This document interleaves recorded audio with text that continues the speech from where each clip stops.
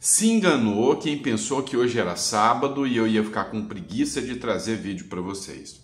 Mas quase acertou. Hoje eu gravei vídeo com um pouquinho de preguiça, tá? Pelo menos esse primeiro. Acabei de acordar agora, tô preparando conteúdo para vocês aqui. Mas assim, devido à quantidade de coisa absurda que está acontecendo, a gente precisa falar sobre isso. Vocês estão sabendo que a Carla Zambelli formou maioria e foi condenada lá no Supremo Tribunal Federal, né? E assim, pena alta. E eu acho que isso foi um claro recado do Supremo Tribunal Federal, mas a Carla Zambelli é só a pontinha do iceberg, é só a pontinha disso tudo.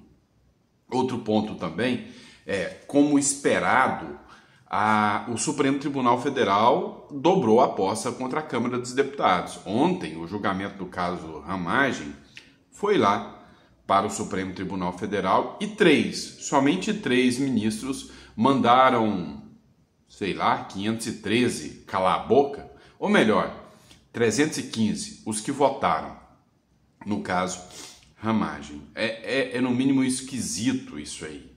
E aí também a gente vai falar sobre aquela questão do Donald Trump ter declarado grupos, organizações, facções criminosas aqui no Brasil como grupos de terror. A proposta que foi feita pelo Donald Trump de declarar grupos de terror as facções criminosas. Parece que teve uma reviravolta nesse caso, né? Teve uma análise feita por um analista político americano e essa análise feita diz que integrantes do governo brasileiro podem ser sancionados ou classificados como cúmplices dessas facções criminosas. O que eu vou fazer minha análise jurídica para vocês do que eu concordo e não concordo, tá bom? Tudo isso faz parte desse editorial, então peço a vocês, não esqueça de se inscrever no canal, curtir, compartilhar. Hoje, particularmente, né, resolvi gravar do celular com vocês, tô sem os equipamentos aqui do estúdio, né, mas espero que seja digno de vocês o conteúdo que a gente vai trazer aqui, tá bom? Mas vamos lá, pessoal, vamos começar de matéria, tá? Ó, lembrando, meta bater 2 milhões de seguidores e eu sei que a gente consegue chegar lá, tá bom? Vamos começar analisando uma matéria do Globo aqui, ó, jornal O Globo, trazendo aqui para vocês. A matéria diz o seguinte: o Supremo forma maioria para limitar manobra da Câmara para beneficiar Bolsonaro e Ramagem. Não estamos falando de manobra da Câmara, estamos falando de uma previsão legalmente existente dentro da Constituição, está prevista no artigo 53, parágrafo 3º, e aí a questão moral dessa decisão pode até ser questionável. Gente, mas por que deputados podem suspender, né? Partido pode suspender a ação contra deputados? E aí a gente começa a entender agora o porquê que lá atrás, porque assim, a Constituição, não sei se você sabe, a Constituição ela foi preparada, né? É considerada a Constituição Cidadã, ela é de 1988, né? A Constituição Cidadã lembra da história do Ulisses Guimarães, e ela foi uma Constituição preparada para limitar os poderes dos militares e trazer poderes para instituições civis. Por quê? Porque saía ali do regime militar, ou seja, era a época que se rachava ali com o regime militar, e a ideia era o quê? Uma Constituição que pudesse barrar uma ditadura, pudesse barrar uma perseguição aos deputados, porque se temia que pudesse haver, né, um autoritarismo por parte dos militares ou até por parte do judiciário, que tinha um grande vínculo com os militares naquela época, contra os deputados, entenderam? E aí hoje, né, ela não estava preparada para o que o judiciário faria hoje, mas o intuito do partido travar ou trancar uma ação penal contra um deputado, um parlamentar, era justamente preocupando-se com o risco da perseguição política vinda do judiciário. E aí a matéria diz o seguinte: Atos golpistas. A primeira turma do Supremo Tribunal Federal formou maioria nesta sexta-feira para rever a decisão da Câmara dos Deputados, que suspendeu a ação penal, que tem como réus o deputado Alexandre Ramagem, o ex-presidente Bolsonaro e outros 6 aliados. Os ministros Flávio Dino, Zanin seguiram o relator Alexandre de Moraes. Então, é assim, são 3 ministros, são 3 homens com poder suficiente para calar a decisão de 315 deputados eleitos pelo povo. Mais uma vez, né? Mais uma vez. A Alexia Neri, ela fez um comentário aqui justamente, né, nesse sentido, tá? Ela escreveu o seguinte: quando 3 homens podem anular o voto de 315, o problema não é jurídico, é moral. Eu acho que é muito mais, tá, Ale? Eu acho que o problema é institucional. A institucionalidade prevista no Brasil hoje precisa ter um modelo revisto. O Supremo Tribunal Federal é uma instituição muito necessária. Todo país precisa de uma Suprema Corte, como é a Suprema Corte americana, imparcial e com mecanismos, né, de que garantam essa imparcialidade. Só que chegou a um ponto que hoje, né, o Supremo Tribunal Federal age da maneira que bem entende. Por exemplo, essa decisão do Supremo, para mim, ela viola o artigo 53, parágrafo 3º. Ela viola a separação dos poderes que está prevista na Constituição. Rasgaram o artigo 53 da Constituição, como quem desfaz um obstáculo incômodo. A toga, que deveria pesar como equilíbrio, agora pende conforme a ideologia. Moraes, Zanin, Fux não votaram contra um deputado, votaram contra a própria democracia, porque onde a lei tem lado, não há mais justiça, há poder apenas, né? Palavras duras aí da Alexia Neri. E assim, é nítido, né, que há uma discrepância muito grande nas decisões tomadas pelo Supremo Tribunal Federal. O Carlos Jordi, ontem, em manifestação em um dos plenários da Câmara, ele tratou exatamente desse caso do Ramagem, tá? Exatamente desse caso do Ramagem. Olha o que ele explanou aqui. E olha o que a Polícia Federal imputa a Ramagem: crime de organização criminosa, tentativa de abolição violenta do Estado Democrático de Direito, golpe de Estado, dano violento qualificado pela violência e grave ameaça, deterioração do patrimônio tombado. Esses 5 crimes estão nessa linha do tempo que começa em 29 de julho de 2021. 29 de julho de 2021 começa esse golpe em que Jair Bolsonaro queria se autogolpear, sabe-se lá por quê? E aí eles dizem o seguinte: não, mas é porque ele já previa a sua derrota, então ele já começou a agir, inclusive em conluio com o Ramagem. Dia 18 de dezembro houve a diplomação do Ramagem, 18 de dezembro de 2022. 8 de janeiro de 2023, e aí foi o ato consumado com o golpe. Ato contínuo, Zanin envia um ofício para a Câmara dos Deputados dizendo o seguinte: não, olha, vocês não podem suscitar ação penal na organização criminosa, na tentativa de abolição violenta do Estado Democrático de Direito, no golpe de Estado. Só no dano violento qualificado pela violência e grave ameaça e na deterioração do patrimônio tombado. Muito conveniente. São os crimes com menor pena. Agora, eu lhes pergunto: o crime de abolição violenta do Estado Democrático de Direito, tentar com emprego de violência ou grave ameaça abolir o Estado Democrático de Direito, isso foi feito quando? Isso foi feito, supostamente, no 8 de janeiro. Violência ou grave ameaça. Golpe de Estado. Tentar depor, por meio de violência ou grave ameaça, o governo legitimamente constituído. Se isso não foi feito no dia 8 de janeiro, legitimamente constituído antes era o governo Bolsonaro. Como é que o Ramagem ia tentar, por meio de violência ou grave ameaça, depor legitimamente o governo Bolsonaro? É evidente que esse crime também se configura no dia 8 de janeiro. Agora a dúvida é a questão da organização criminosa. A organização criminosa, como trouxe aqui de forma muito brilhante o relator Alfredo Gaspar, é um crime permanente. É um crime como o sequestro. O sequestro, desde o momento que há o início do sequestro até o momento em que acaba o cárcere, o crime ele se estende no tempo. A flagrância se estende no tempo. Então esse crime ele ocorreu antes e depois da diplomação. Todos os crimes aqui elencados, a Câmara dos Deputados pode se sustar. E olha o que a Polícia Federal imputa a Ramagem. Vamos lá. O que ele falou aqui, tá? Mas assim, ficou muito claro a explicação do Carlos Jordi aqui, mas ele explicou o seguinte, olha, depor, né, por meio de violência e grave ameaça um governo legitimamente, né, eleito.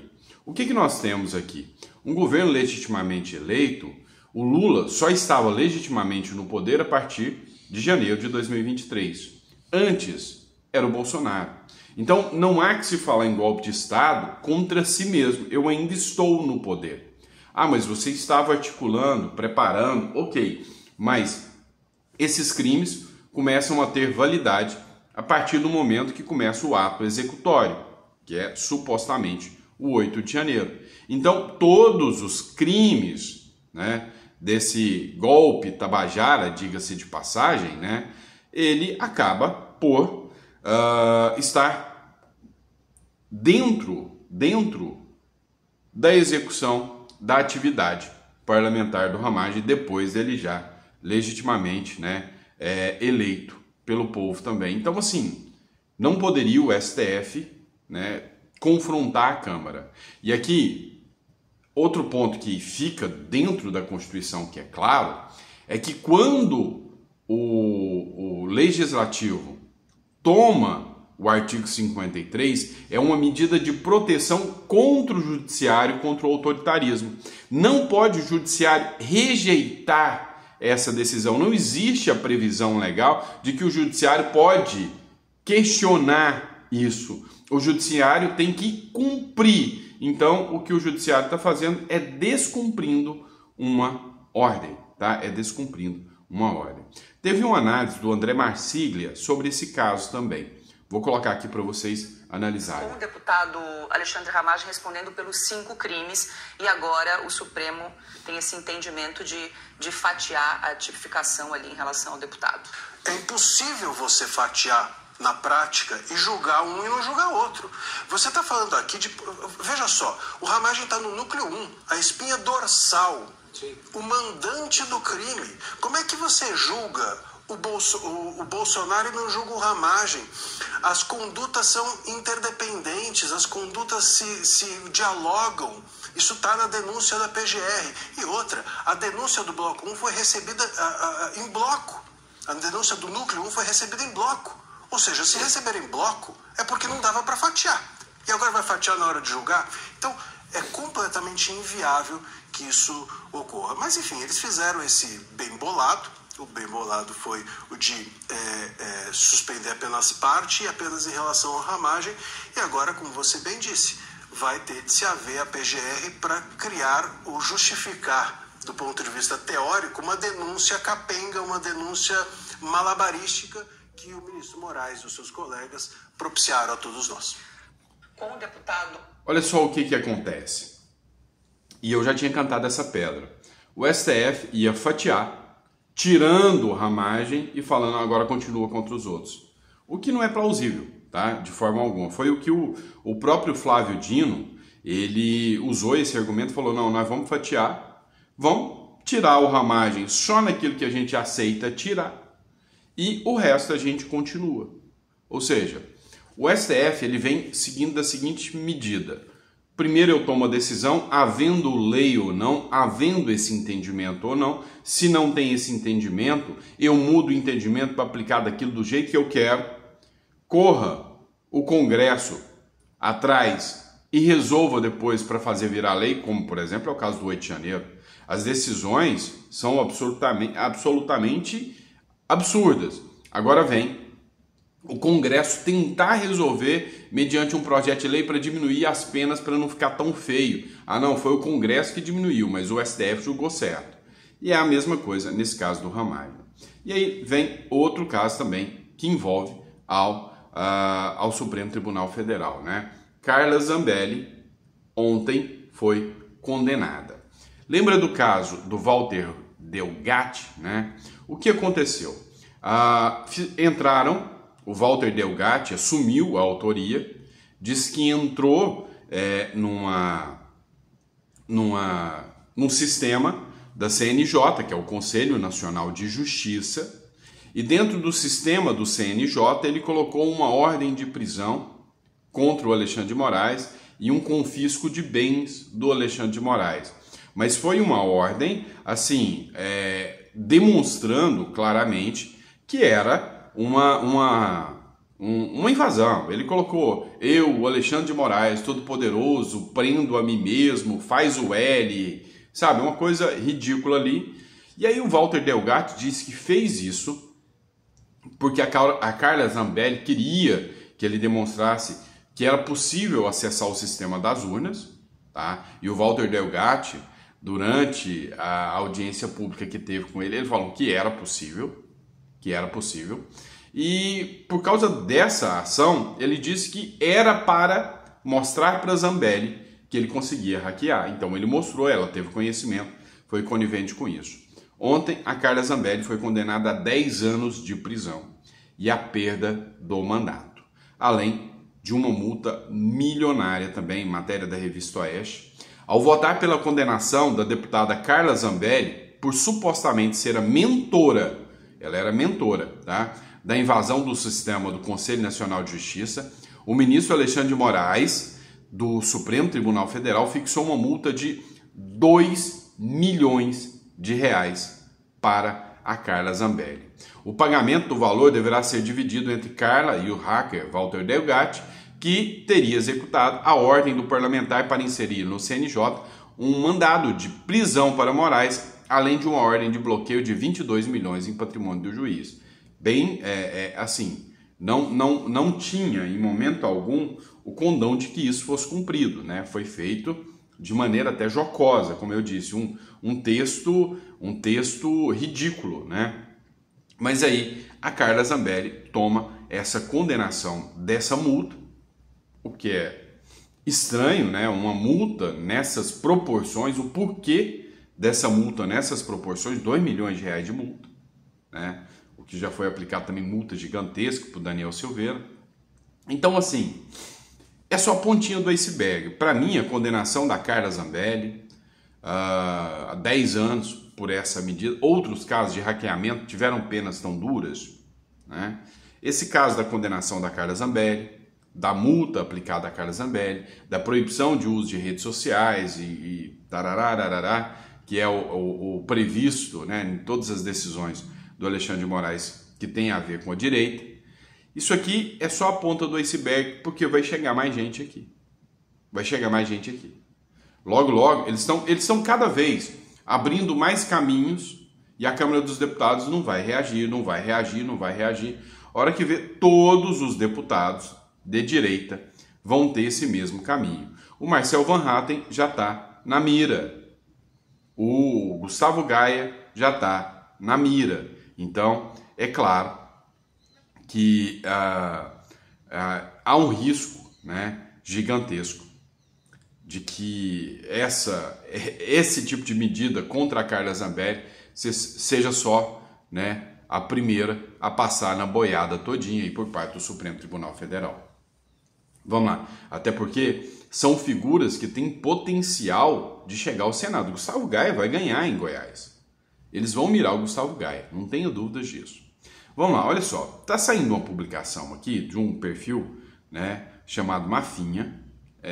Supostamente isso vem de orientação dos aliados do Eduardo Bolsonaro lá nos Estados Unidos.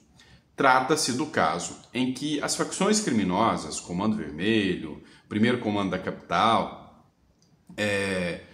receberam, né, uma proposta, o governo brasileiro recebeu uma proposta dos Estados Unidos para que eles fossem classificados como grupos de terror, grupos terroristas, né? E o governo brasileiro falou: não mexa com eles, não vai fazer isso, eles não são grupos terroristas, não faça isso. Então rejeitou. A imprensa internacional, Londres, por exemplo, através o Kleber, né, ele falou sobre essa repercussão em jornal, inclusive de Singapura, vários jornais falaram quanto é absurda a medida do Brasil em não querer classificar esses grupos como grupos terroristas. Hoje mesmo saiu 2 notas na imprensa, uma de que um condomínio não lembro se é Fortaleza, o síndico teve que fazer uma convocação porque os condôminos vão ter que pagar uma pensão, uma mensalidade, no Rio de Janeiro, uma mensalidade para traficantes de uma comunidade vizinha para que o condomínio não seja invadido.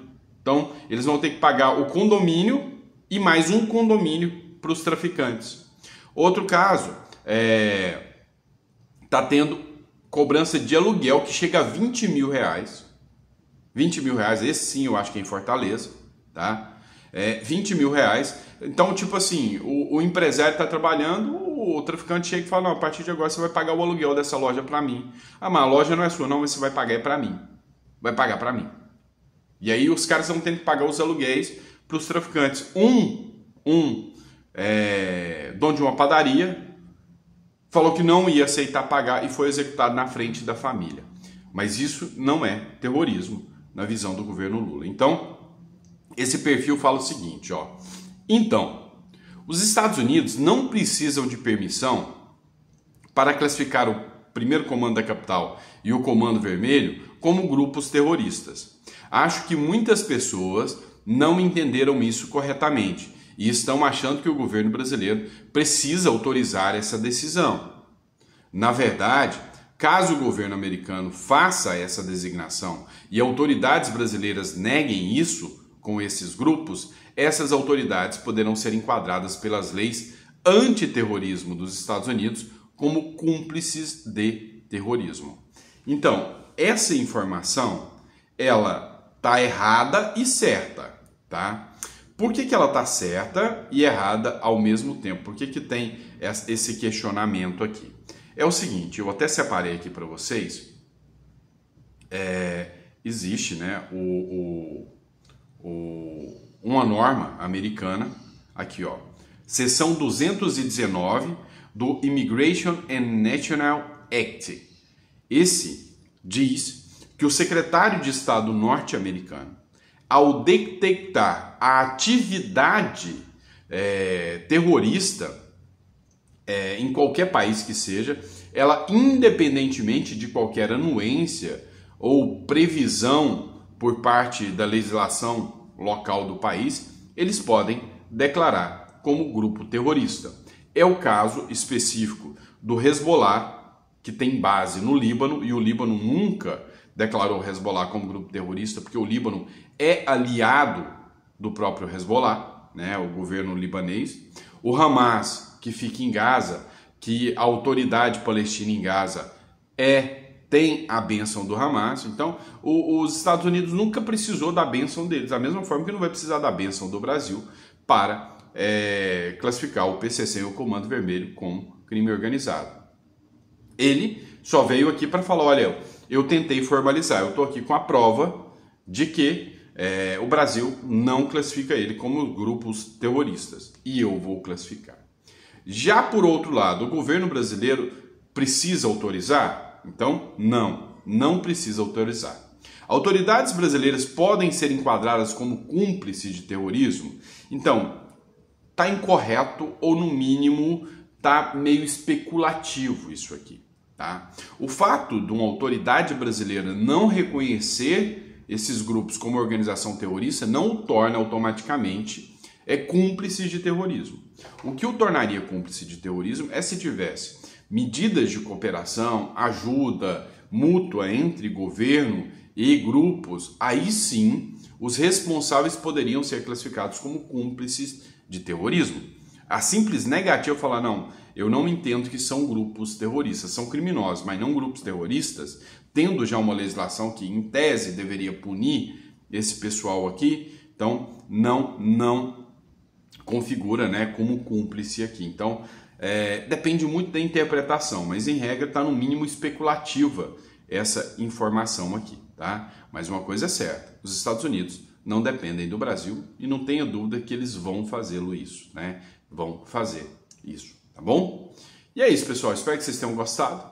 É sempre um prazer estar aqui, podendo bater um papo com vocês, discutir um pouquinho da política brasileira com vocês. Só tenho a agradecer pela confiança e pela credibilidade de vocês. E daqui a pouquinho, hora do almoço, eu trago mais um conteúdo para vocês. Fechou? Grande abraço e até a próxima!